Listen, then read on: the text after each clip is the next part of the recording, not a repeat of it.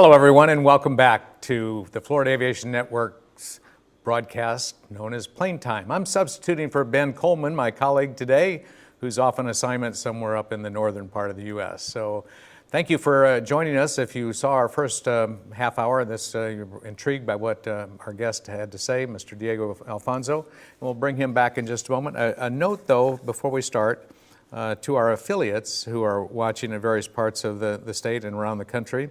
We're switching to another provider midway through this broadcast, and we wanted to know if there's any buffering that you're experiencing. If that's the case, would you please drop an email to Obie Young, Obie Young 1. And so then he'll know how that's working for you in your area. So as I mentioned, we are talking with Diego Alfonso, who just recently has written this book, The Theory of Flight 2.0, to erase some theories that he believes are old or antiquated or maybe just not right, and replace them with some new ideas that he is offering. As we finished up the last session a few minutes ago, we were talking about E6B computers. And so for those of you who don't even know what that is, we've called upon a gentleman who, from the George Bartuska Museum of Aviation Artifacts, he brought in an E6B computer.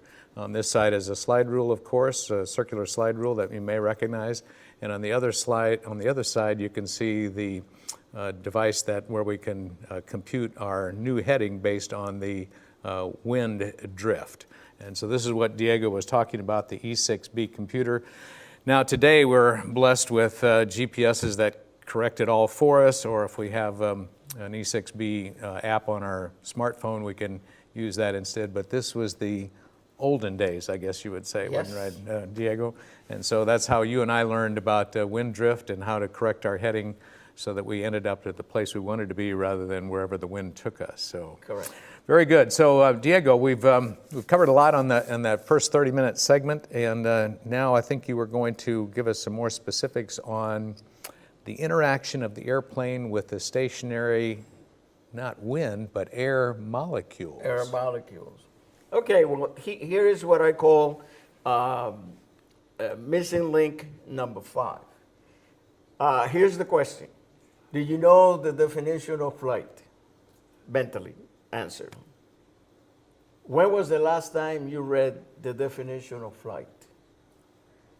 Or do you remember the definition of flight? It's not in the books because it's assumed that we all know what flight is. Well, I got news for you.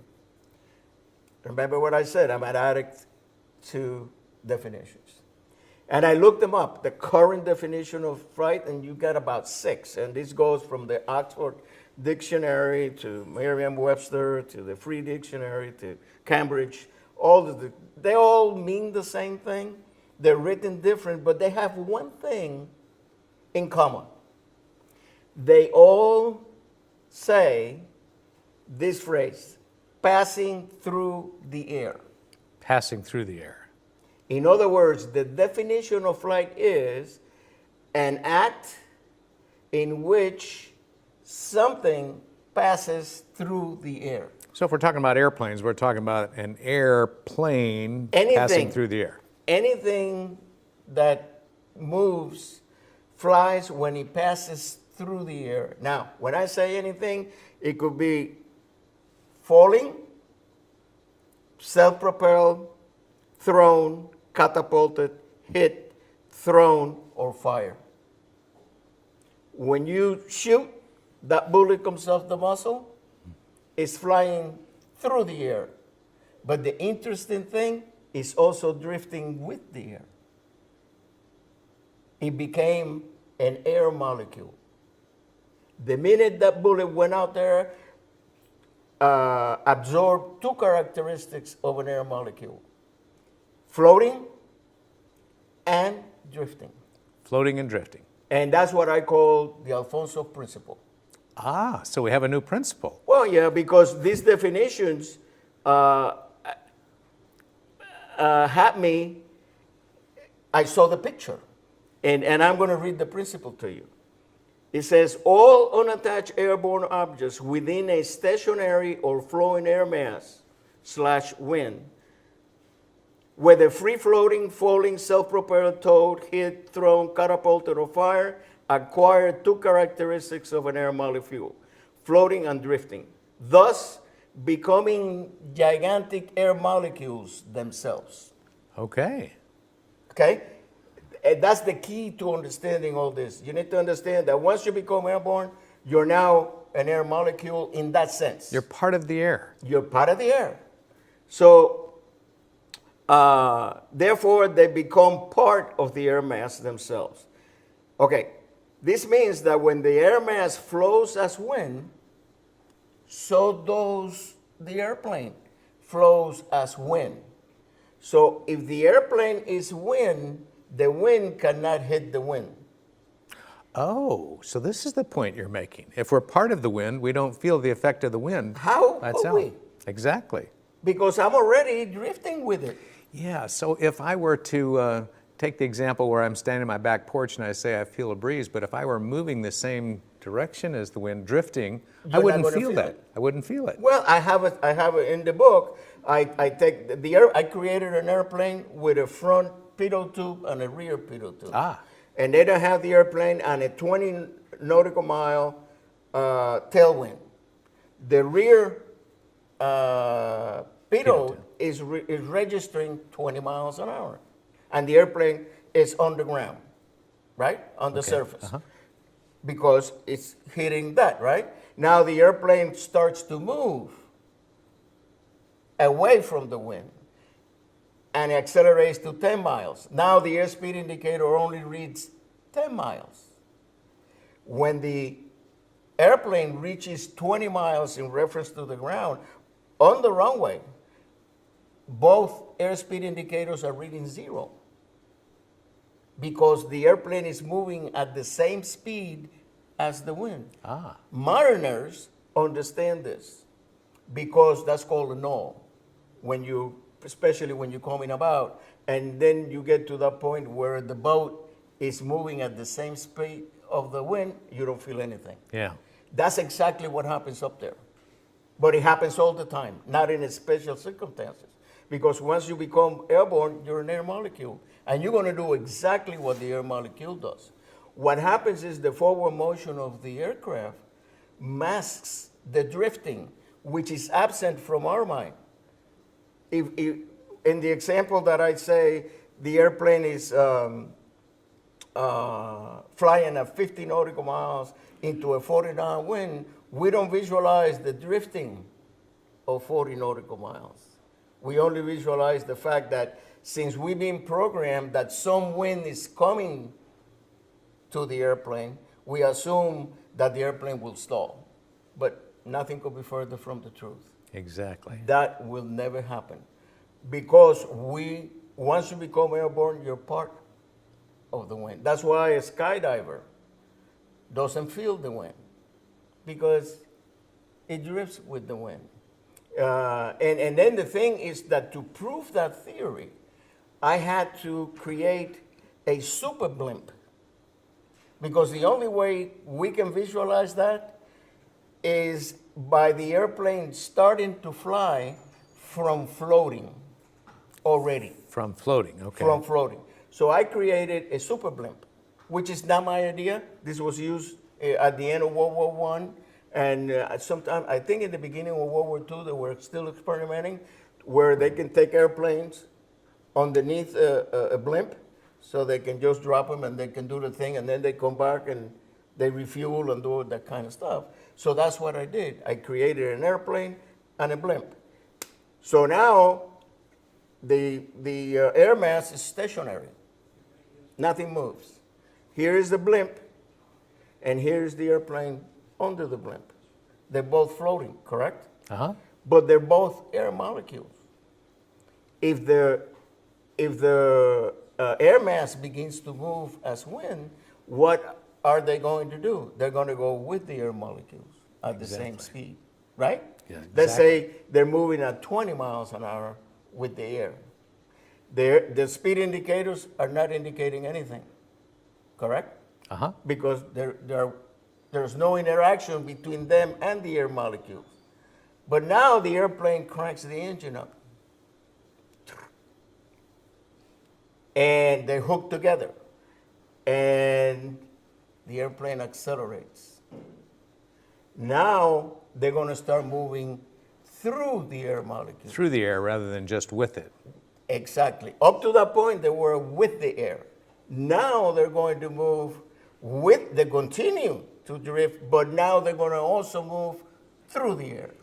Now the speed indicator is going to start indicating this, the relative speed of the airplane with the air molecule, not the fact that they were doing 20 miles before.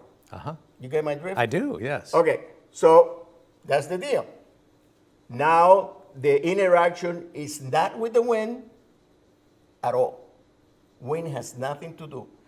The same thing if the wind is coming the other way, they're here and they're drifting this way, and now 0 on the speed indicators. They start the engine and they start moving, and what is this going to start reading? From 0. 5, 10, 20. But the fact is that they're still drifting back. And that's what we miss. Okay?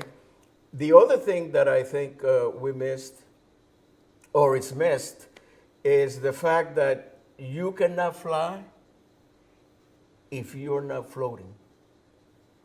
You cannot fly if you're not floating. You have to float first and then fly. Okay? Okay? Now, how do we float? Now, where do I get this? I read, and I suggest everyone to look this up. The name is Evangelista Torricelli. He was an Italian mathematician and physicist who discovered the weight of the atmosphere. This is the guy that said air weights. And people said, you're cuckoo. Right? And he proved it. Yeah. And he proved it with the mercurial barometer. And then he said, and this is what really went through me like a ton of bricks. He says, we live submerged at the bottom of an ocean of air. An ocean of air. And he compared the atmosphere to sea, to the water. And then it came to mind that everything that we use in aviation comes from the ships. We even call airplanes ships. Nautical is for mariners. Aeronautical is for us. But it's the same term with the word air in front of it. Yeah. Ship captain, airplane captain. Roll, pitch, yaw, dive. All those things come from Mariners. So then I thought that the airplane, in order to float, has to do the same thing as a balloon. Why does a balloon float? Because the balloon displaces its weight in air molecules, and the minute that happens, it comes up. By the way, balloons don't fly. They fly up to an altitude and when they're descending because they're passing through the air. But they don't fly because they're moving that way, they're drifting because they're not going through anything. Yeah. You understand? Yes, I That's do. why we need to know these definitions so we can separate them. Then the blimp floats, the same principle as a balloon. The only thing is that expels air or brings air. If it wants to float, it expels air from inside, makes it lighter, and the blimp floats. Once the blimp floats, starts the engine and then moves and flies. But if the blimp starts the engine, it won't fly. It has to float first and then fly. The airplane's got to do the same thing. And this is the missing link. Okay. And that's why I believe that what the lifting surfaces of an airplane do is to displace the weight of the airplane in air molecules. The lifting surfaces of the airplane. So this is the wings and the tail and anything else that produces lift in anything the that airplane. creates lift, which I think it's dubious, but I'm going to go with that. But actually, is buoyancy. When the airplane reaches the point of buoyancy, it comes off the ground. You ever heard the term wheelbarrowing? Yes. Sure. You know what that is? That It's the something I airplane don't is want to floating. do. The airplane starts to Okay. float, Yeah. but the nose is still on the ground. Not flying, not flying. It says, I already displaced all the things and I'm coming off. But if you don't go like this, it doesn't fly. Yeah. Because the only way the airplane can displace its weight in air molecules is by forward motion. So when it gets to that point that it races off the ground, since it's already moving forward, then it flies. So when an airplane generates sufficient lift to equal its weight, it becomes buoyant. Correct. Okay, good. It's the physics of it. That's why a boat floats. A boat floats because it displaces. Now, what term has been used in our lingo that masks that? Deflection. An airplane, a wing doesn't deflect anything. Deflection means that something is moving and you change its direction, like in a wind tunnel. Uh-huh. In a wind tunnel, the air molecules are deflected by the static wing. In flight, the moving wing is displacing the air molecules that are not going anywhere. They're sitting there. So that's the upside down thinking to what we usually think Exactly. of. And the term displacing should never be used. The term relative wind should never be used because wind has nothing to do with an airplane. And it has programmed us as pilots to think that something is coming to the airplane. Nothing is coming to the airplane. The airplane is going to them. Going through the air mass. Going to the air mass that is always relatively stationary to the airplane or to anything that is airborne. Even though the whole air mass itself may be drifting. Exactly. Just think about a box full of air, a miniature box, and you can put a little airplane there, and the airplane is flying through that box, right? And then you take the box and you move the box. What happens? Did the airplane feel that? It didn't feel anything because it moved with the box. Indeed. It's the same thing. Yeah. It's the same thing. But now, who's the culprit? Whose fault is it? Nobody. You know why? Because I think that the Bernoulli's principle, although correct, it was presented to us as pilots as the way Bernoulli's presented it when there were no airplanes.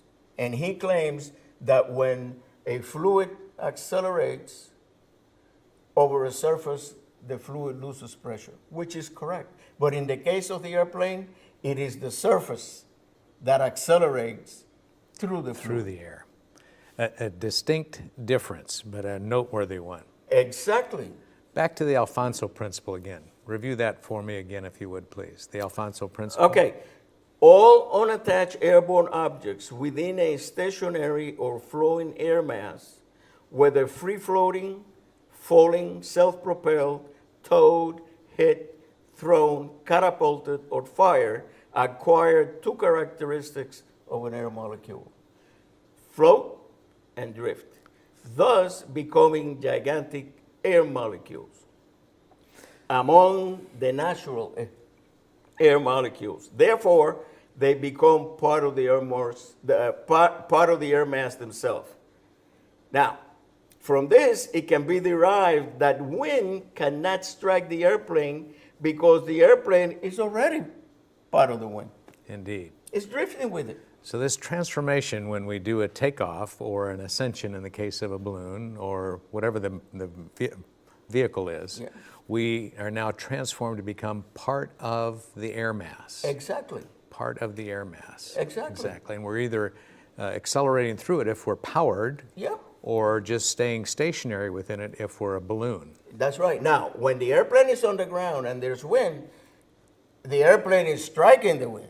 There it is. That's right. But as soon as we're airborne, But as soon as that disappears, got it. and the airplane now, if you're taking off into a 20-knot wind, right, and you have your airplane, your speed indicator should be already reading 20 knots, right? Mm-hmm. Now you accelerate until you, just say your liftoff speed is 60. When you get to 60, your ground speed is 40, but you're reading 60, and you And in relation to the air, you're still doing 60, but in relation to the ground, you're still doing 40. Because now, when you get airborne, you're still drifting back 20 miles. How long do we have? We're at 5.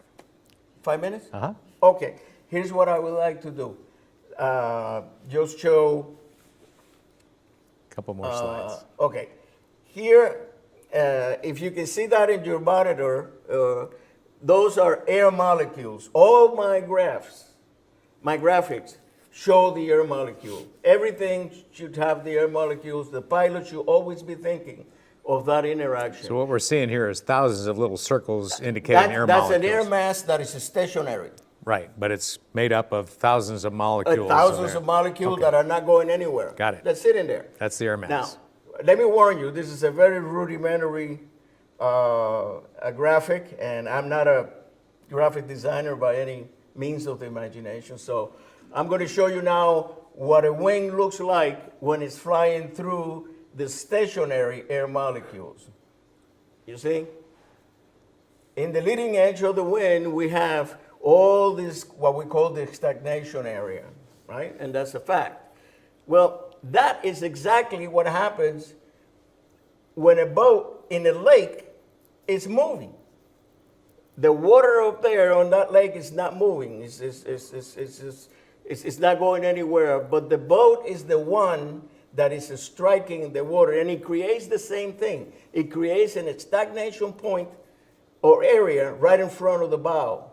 The only difference is that the bow is vertical and the wing is horizontal. Okay, so it is the same thing that happens in the water. Now what I'm going to do is I'm going to show you what happens to the air molecules that decide to go over the most curved surface of the wing.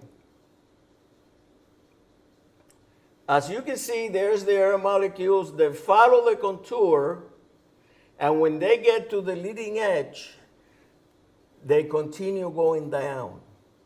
The trailing edge, you mean? The trailing edge. They continue going down. Why?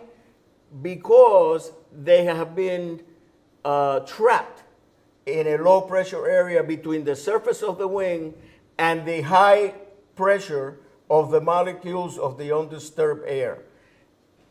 That's where they get direction and speed. And according to Newton, once you start moving in one direction, you're going to continue. So it'll depart the trailing edge of the wing in a downward situation. Now I'm going to show you now what happens to the ones that are on the bottom of the wing. Oh no, I'm going to show you now that that the air molecules don't go anywhere. They go down. They don't go back. They cannot go back because they're stationary. All the wing does is imparts a speed and direction perpendicular to the relative flight path of the wing. That's what it does. Now, how can I prove this? Stand behind a propeller, and you're going to be blasted with air. If the principle of the wind tunnel applies, then I should never be blasted behind the propeller or underneath the rotor blades of a helicopter, because the molecules, according to the wind tunnel, continue on a slight downward, but towards the back of the airfoil. So that's something to remember. Now I'm going to show you what happens at the bottom. Remember, the air molecules are stationary, so they are being struck by the bottom of the wing, and they depart that bottom of the wing perpendicular to the chord line of the wing. So this is what happens according to my theory, and I may be wrong. Remember this, I want someone who can really move this forward. That's what I think. Here, that is action and reaction. And here, this is action and reaction, which I really think that this is the cause of induced drag, because the bottom of the wing displaces the air molecules perpendicular to its chord. So when you do that, I believe that that is the root of induced drag. And that picture that we've been programmed with, unfortunately, nothing, according to my theory, is correct. Area 1, there's nothing coming to the airplane. Area 2, there's nothing striking the leading edge. Area 3, the air molecules do not continue going towards the back or slightly downward on the wing. Area 4, the ones on the bottom don't go back. In a wind tunnel, yes, because in the wind tunnel, the wing is static and the air is moving. That's Bernoulli's principle, original. I created in the book Bernoulli's principle number 2. I call this Bernoulli's principle number 1. Bernoulli's principle number 2 is the same thing. The only thing I say that as a body accelerates through a fluid, the pressure of the fluid is decreased, which is the same thing. Indeed it is. But different.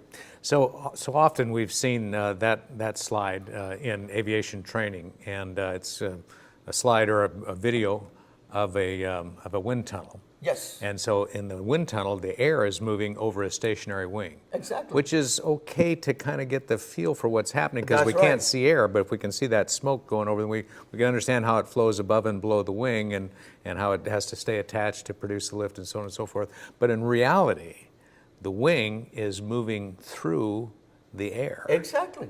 And interacting Not with the air molecules. through the wind. Exactly. And so we have to get that upside down look at it, or understand that. And that's what I'm calling out there for. Actually, if you really want to know what happens on an airplane, it has to be tested in an air tunnel. Yeah. In a air tunnel, stationary. If we can see the airplane moving through there, then we can see what happens when the airplane is flying up there. Not in a wind tunnel. Now, I'm not saying that you can get a lot of good information from. I mean, they got us this far. We went to the moon. So I'm not saying, and besides that, I'm not knocking anybody. Please, this is something that I just came up with, and I feel that it's going to help every pilot, especially saving lives. That's my thing. Indeed. Well, safety is at the heart of what we do at the Florida Aviation Network. Diego, and you're a great example, having been with this organization for many, many years as a host and a supporter of it, Florida Aviation Network. And so we're all about safety. And your presentation today, giving us some new ideas or new ways to look at current thinking, the philosophy, is just great. And Diego's book, The Theory of Flight 2.0, it's missing links, and it's his desire to end loss of control in flight. And so if we have a better understanding of that, we are all going to be better and safer pilots. Diego, thank you so much for presenting this today. It's been my pleasure to be with you. My name is Ron Timmermans. I'm with the Florida Aviation Network. We're broadcasting live and in the clear from Orlando, and we'll be back in just a few minutes with our next guest, Dr. George Bartuska.